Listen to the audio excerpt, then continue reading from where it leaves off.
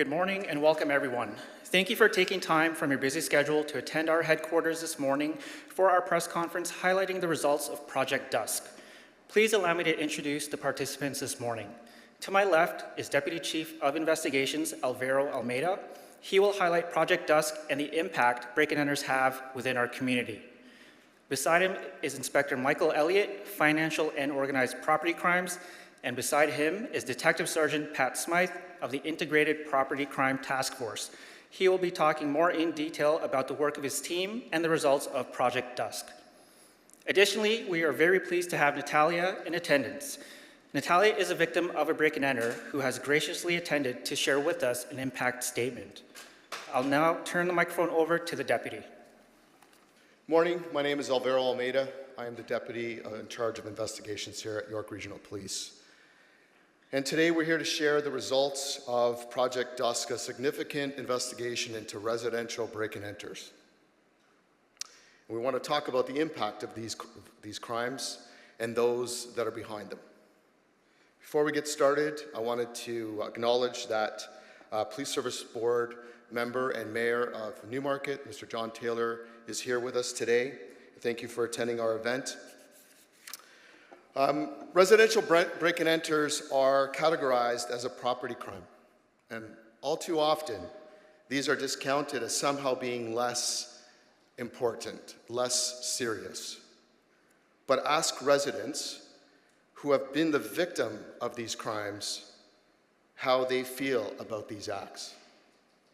They will tell you that they feel violated, shattered, shaken.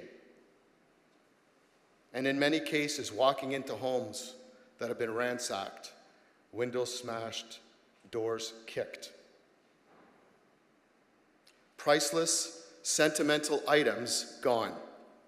These are experiences that have long-lasting effects and an impact on these victims. The Supreme Court of Canada has affirmed that the sanctity of a home is deeply rooted in our society, recognizing that the home is a place where Canadians should be afforded the highest expectation of privacy and security. A break-in is more than a criminal act. It is a violation, a personal violation. It shatters a person's sense of safety and security and invades the very space that they should feel most protected.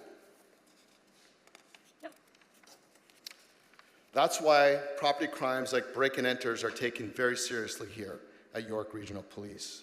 It's why we've invested in an integrated property crime team that was established almost a decade ago, and why we continue to dedicate significant resources in our efforts to combat these crimes and in investigations like Project Dusk.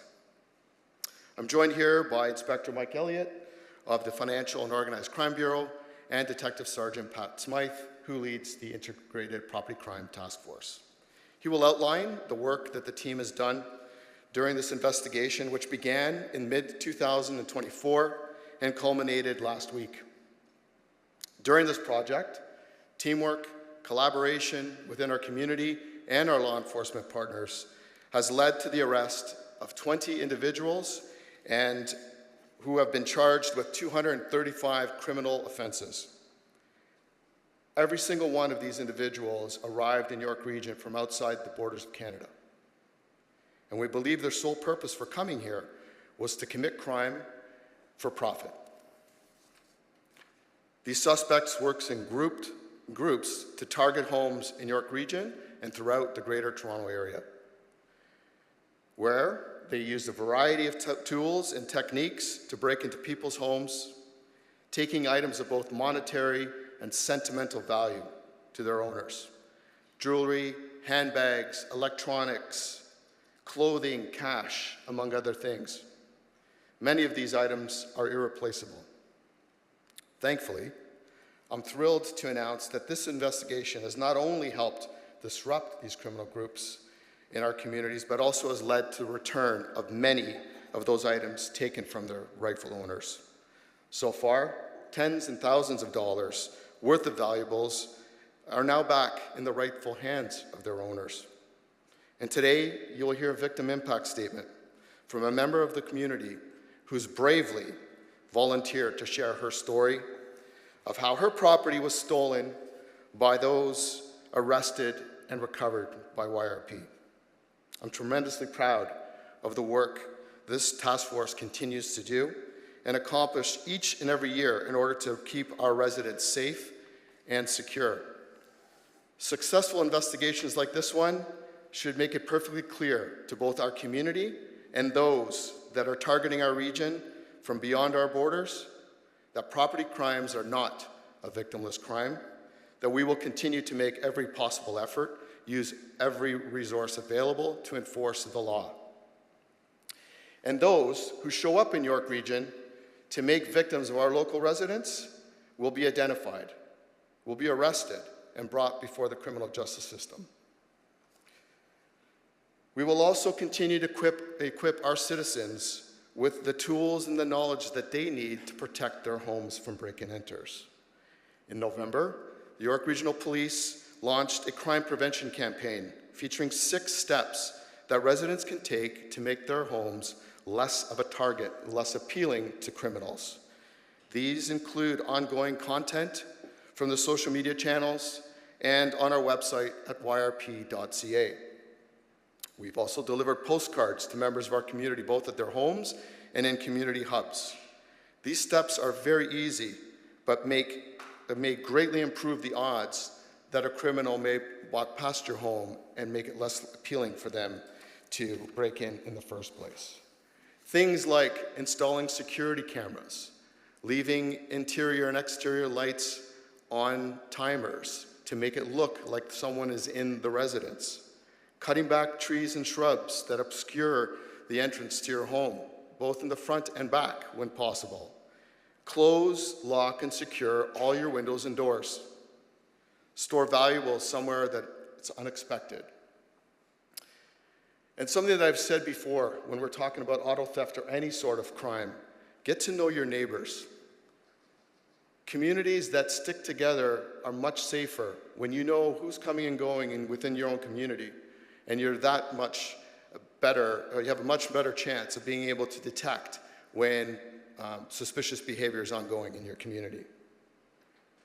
And lastly, register on our YRP security camera registry. I can tell you that in the case of Project Dusk, investigators relied on the resourcefulness of our local residents. And home security footage was very valuable for us, both from the homes of the victims and those of their neighbors, who helped us successfully identify those and bring them before justice. I will now turn the podium back to Constable Nabria, who will introduce our next speaker. Thank you. Thank you, Deputy. I will now turn the microphone over to Detective Sergeant Pat Smythe. Good morning. Thank you for coming today. As stated, my name is Detective Sergeant Pat Smythe. I'm in charge of our Integrated Property Crime Task Force.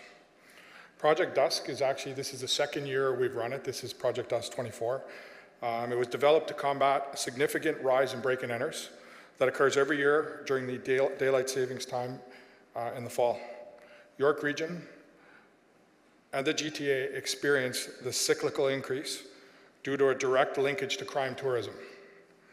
Latin American theft groups and Eastern European theft groups enter Canada shortly after the daylight savings ends in the fall and return home to their countries in the spring after they've committed crime.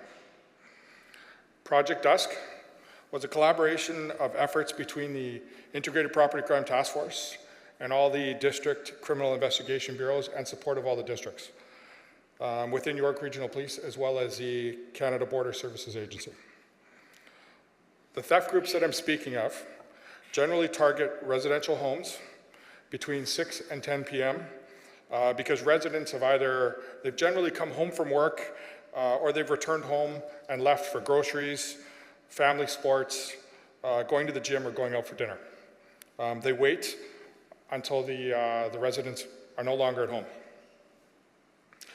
As Deputy Almeida stated, 20 individuals have been arrested and a warrant in the first has been put out for a 21st individual.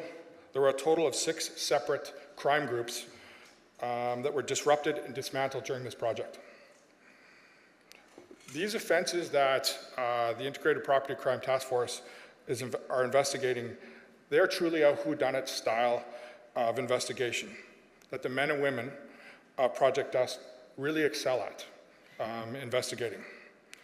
They take the time to develop this investigation because every group has its own identity that they investigate. And every investigation starts literally from scratch, and it starts with the assistance, obviously, of our residents within the region. And it starts with limited information. These groups generally gain entry by either breaching the front or rear doors. They waste little time in the residence, and they're in and out within a couple of minutes. The thieves generally look to steal items that they can liquidate quickly, such as cash, small electronics, purses, jewelry, and passports. As you can see on the table below to my left, you'll see basically like a standard entry kit with pry bars. You have window punches. You've got some rope, flashlights. What's a little different for some of these groups, they were using signal jammers. Signal jammers are generally used to defeat wireless cameras, it defeats radios, it defeats cell phones, it dampens that area. So a lot of the cameras that are set up by residents, it'll defeat that. So within Canada, we're not allowed to have those jammers. Also, there's a signal detector as well. So as these suspects are targeting some of the residences, they're identifying which ones might have the potential of having wireless surveillance equipment within their house, and they will move on to the next one. Also on the table is a firearm, which was seized from the residence of one of the suspects. It's not common that we see this style of crime with a firearm. This particular one was not actually carried by the suspects. It was located in a residence after the fact. For the members of the Integrated Property Crime Task Force, very infrequently do we see firearms in this type of offense. These criminals, as a general rule, are not looking for confrontation. They're skilled, they conduct surveillance prior to committing entries in order to ensure the victims are not home. So they'll wait and they'll watch. If they are discovered, they run away. They're here purely for profit. And that's basically all I'm going to give at this point. Kevin, can I turn that back over to you for the next speaker? Thank you.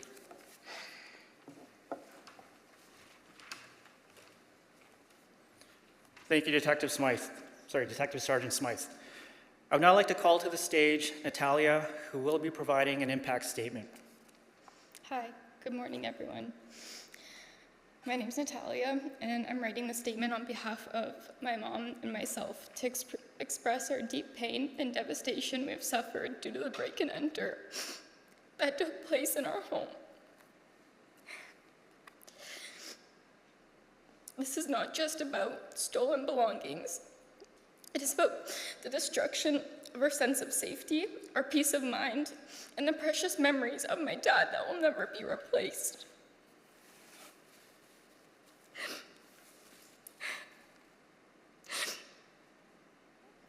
My mom is a widow. She has worked incredibly hard to provide a safe and loving home for me and my sister. She is the strongest person I know, raising a 9-month-old and a 4-year-old while grieving the sudden loss of my dad. I cannot imagine the weight of that responsibility, yet she did it with so much strength. To now see her go through this, to watch her relive that pain all over again is unbearable.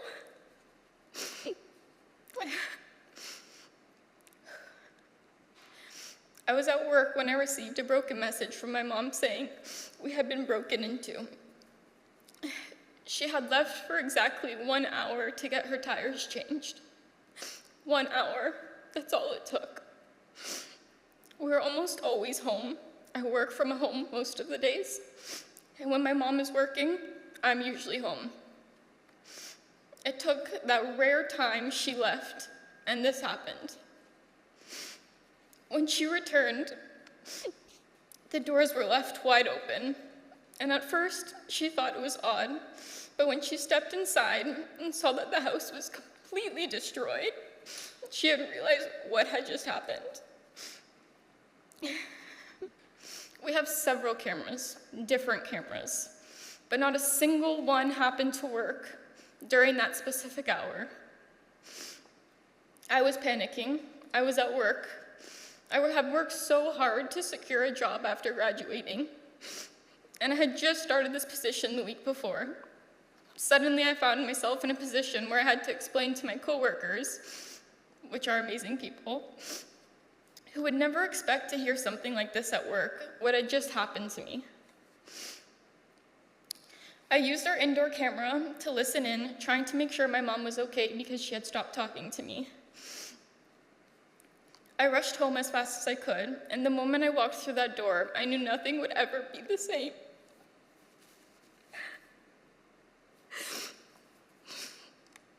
Our house was torn apart. Every single drawer emptied, every piece of furniture overturned, every inch of our home violated. I could tell my mom was in shock.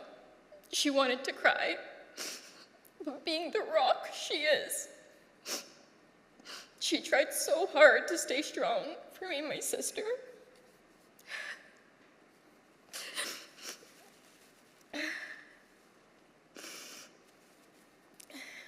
Then came the hardest part, figuring out what was taken. No one truly understands this part. You don't just make a list and move on. You stare at what's left, trying to piece together what's missing while your heart races.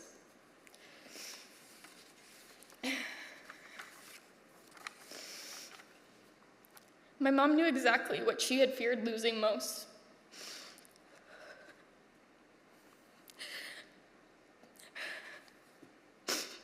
Her engagement ring,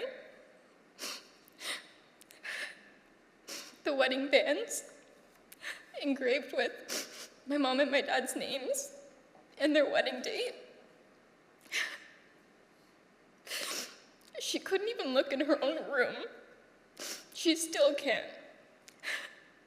She threw out all of her furniture because of the thought of strangers rifling through her things was just too much to bear. Her dressers and nightstands were broken. Every single piece of clothing ripped from her room. She donated every single last item because she was disgusted knowing that someone else had touched them.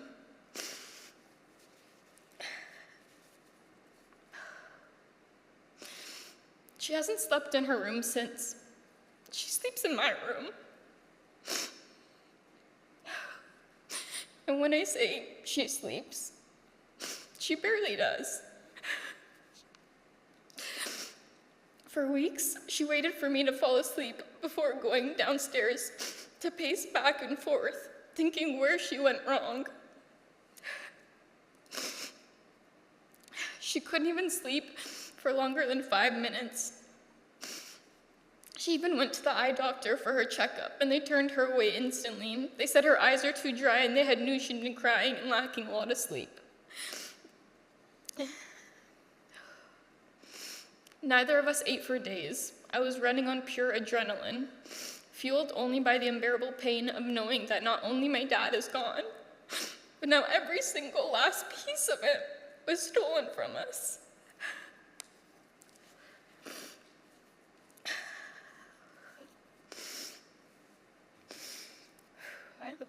Even though the police worked so hard on our case, following every lead and even going door to door, I felt I couldn't just sit around and watch my mom break down. I needed to do something, so I also went door to door, begging our neighbors for camera footage. I stayed up all night watching the same clips over and over again, then waking up the next day and knocking on doors again. For me, it wasn't just about gathering evidence. It was the only thing keeping myself busy and sane. The days all blended together. We didn't feel safe in our own home anymore. If this was just about stolen electronics, it would be very different, but it's not. It's about stolen memories. My mom's engagement ring, their wedding bands, my dad's belongings, every last memory we had of him, everything he gifted my mom.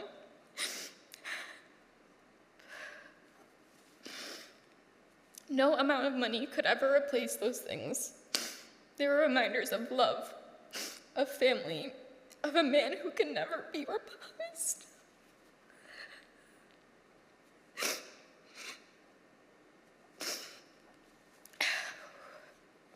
And now they're gone forever. We just want our stuff back. We continue saying it. I'm grateful that nothing happened to my dog, who was home at the time. He barked nonstop for 45 minutes, terrified. I'm grateful that my dad must have been looking over my mom because she was about to pull into the driveway while they were still inside our house. But at the last second, she decided to pass her house and go to the gas station. When I found out that a weapon was later recovered, I felt sick.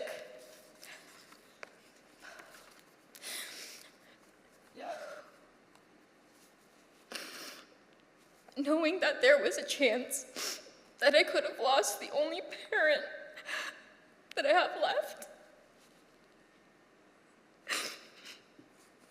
There are no words for that feeling.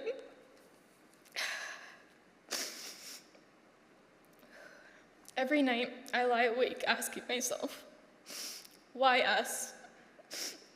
Why our home? My mom still blames herself for leaving the house that day, for potentially not locking the gate. But the truth is, nothing would have stopped these people. They were determined to invade our house, and they did.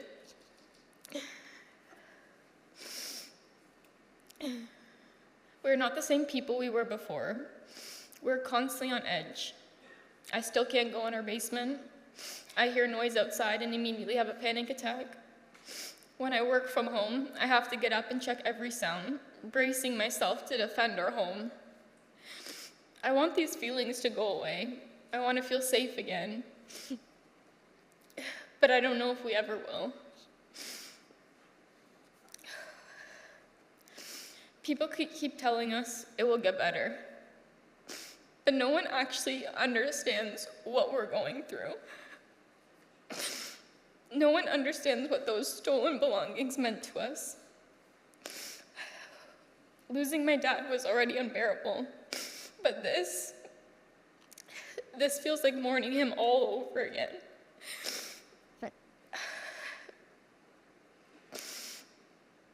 I was only 9 months old when he passed away. The only connection I had to my dad was through the belongings he left behind. And now, because of this heartless act, all those pieces are gone. Our home is no longer a safe place. It is a constant reminder of our loss. My dog, once my source of comfort, is now just as unsettled as we are. I don't know if we'll ever recover from this. This is not just about what was stolen. It is about what was taken from us emotionally. Our security, our comfort, our peace of mind. And for what? So someone else can make quick profit off of the things that were priceless to us. You see it on the news daily, but you never think it will ever happen to you until it does. Now, my community no longer feels safe. The place I once called home feels violated and exposed. If this could happen to my family, it could happen to anyone, and the realization of this is terrifying.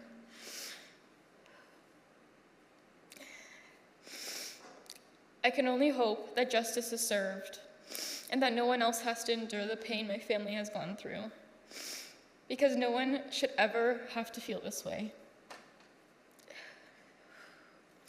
No one should ever have to lose what we have lost. And yet, here we are.